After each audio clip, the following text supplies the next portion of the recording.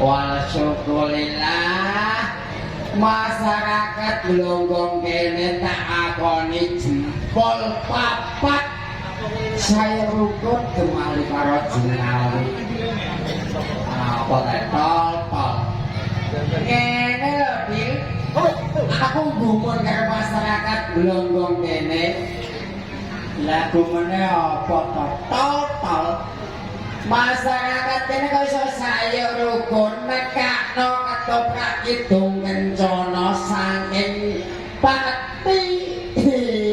ketoprak yo bagus kaya aku iki men pentol mego iya melali botol ketoprak apike ngene kok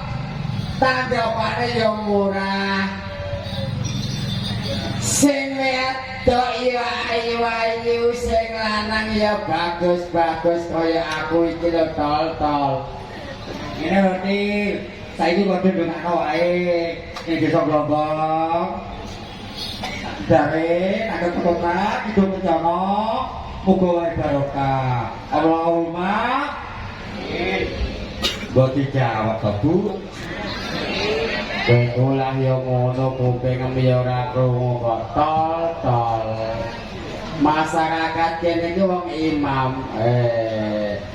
sing mimpin ketoprak kene yo piyaine yo ayu lho tol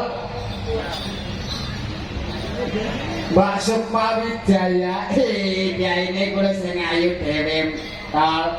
ngene tol kowe ambek aku iki do bebarengan munggah gunung numpak Garuda melayang oke